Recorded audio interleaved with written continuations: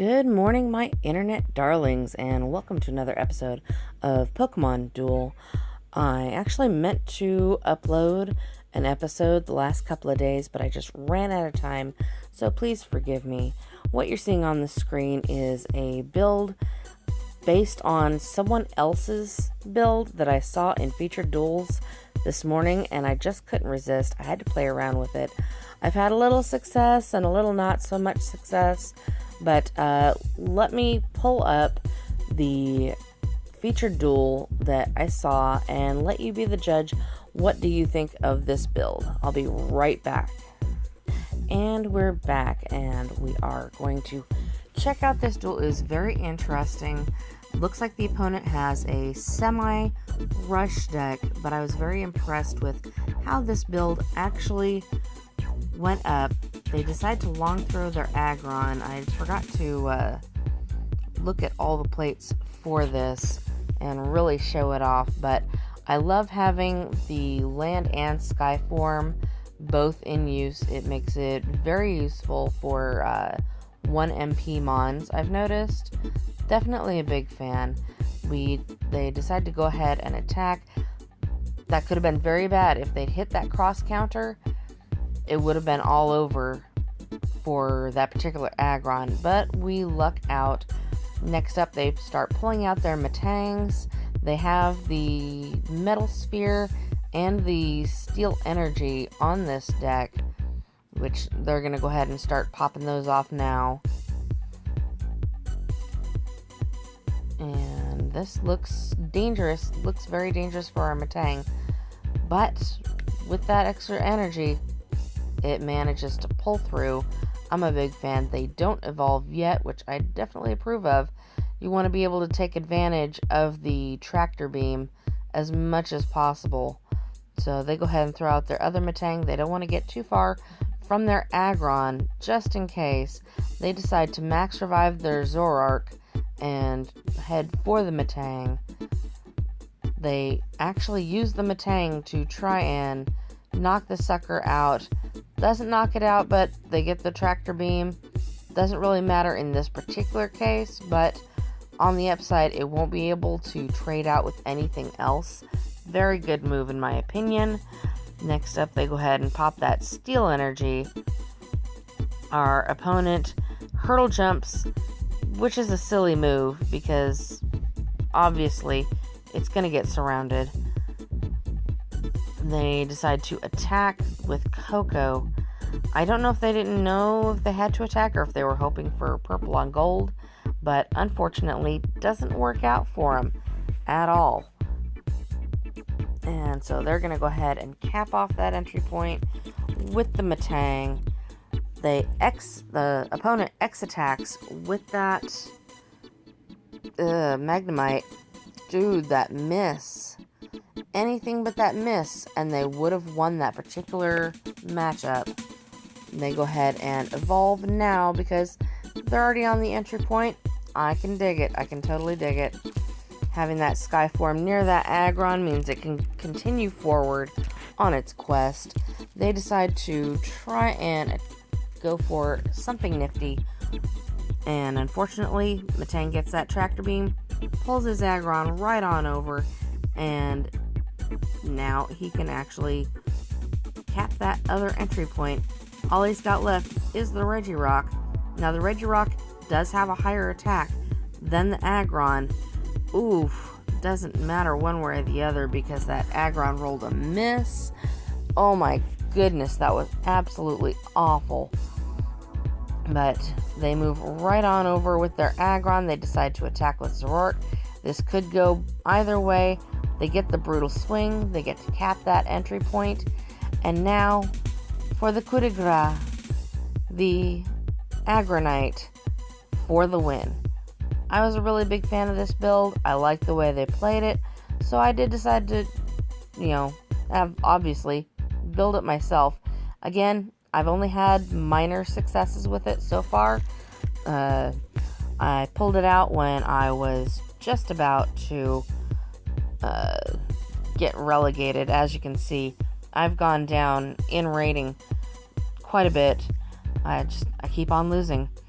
But I also did promise you a gratitude booster opening, so I'm going to go ahead and pop on over to that side, and I will see you in just a moment. And we are back. We've got 7 of the single exchange boosters of the gratitude boosters. We also have some of the regular boosters after that, so let's just go ahead and jump in and see what we get. I've already forgotten all the things. So first up, we've got an Aeron. I'm a fan. I will definitely take it.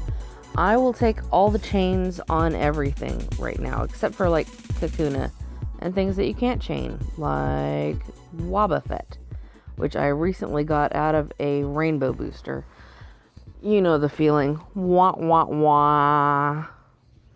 And next up, we are going to get Tropius.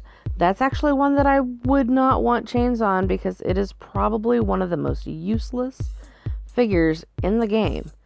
I've, not even in beginning stages did I find a use for Tropius. It's pretty bad. It could use a rework. And next up, we're going to get a Zangoose. Now, Zangoose, I will definitely take chains on.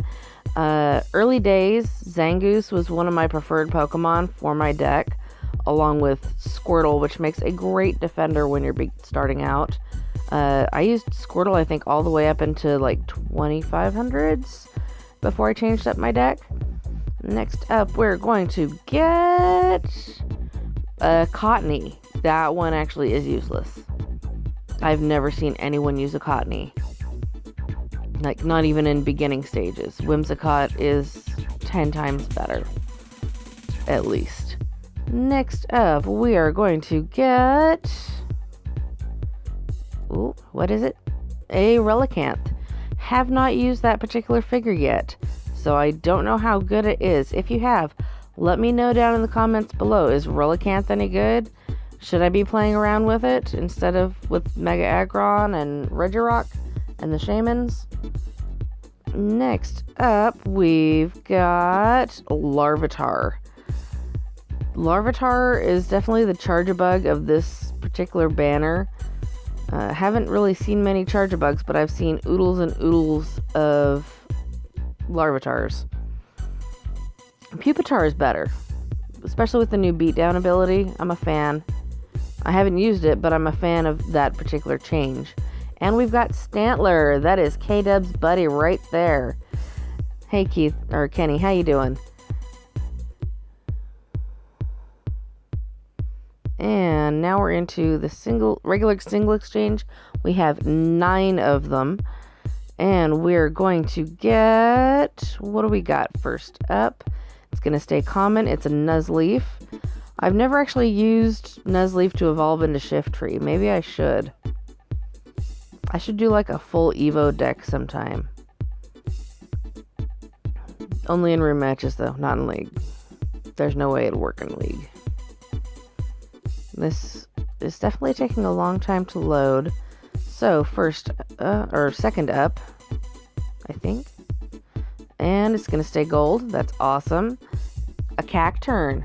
That actually is awesome because that is my 3rd Cacturn, which means everything else is candy for the beast.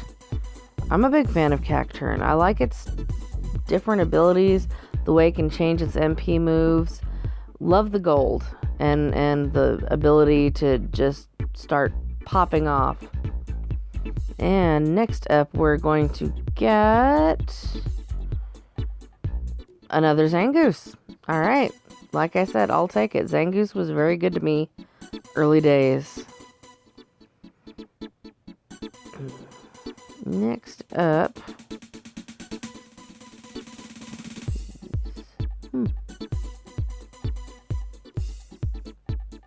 Next up, we're going to get... I think this is going to stay... Oh, no, it's not going to stay common. An Armaldo. Okay. I also enjoyed Armaldo in the early days, but not so much a fan anymore. I definitely don't think it should be a rare. I think that should be an uncommon. But they may have decided to just make a range of rares for beginners and for old folks, I guess you'd call them, pros. And we're going to get another Armaldo. I'll take the chains. It could be useful again in a gym. Probably only in a gym because it's not very powerful for 1 MP. If they gave it 2 MP, might be more useful. Definitely. Oof, and I've got a cat on me. Ow, ow, claws. Oof. And next up, we're going to get another Larvitar. Alright, so I think, yeah, we've got 3 left. Let's see what we can pull out of these last 3, if we can get anything good. Definitely hoping for it. And next up, we're going to get Pupitar. Alright, I will take Pupitar all day. I'm ready for a sea level 10 Pupitar. And second to last, the penultimate booster ticket. This lag really is taking forever.